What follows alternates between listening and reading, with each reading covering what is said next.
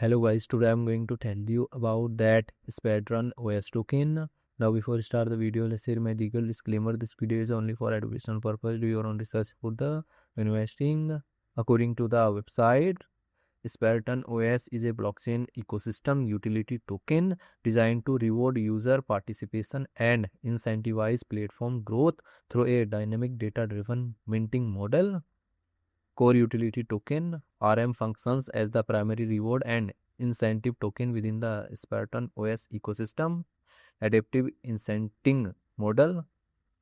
Its supply is dynamically managed by an engine that adjusts release based on real-time on-chain data and community activity. Ecosystem growth focused. The tokenomics are engineered to support long-term balanced platform extension by efficiently aligning incentives.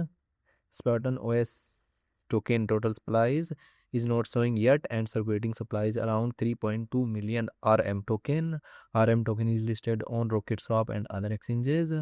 If I share my opinion with you in this project, up to 60% chances that it is a legit or good project. So guys, don't take my opinion as a financial advice. Do your own research for the investing. Thanks for watching.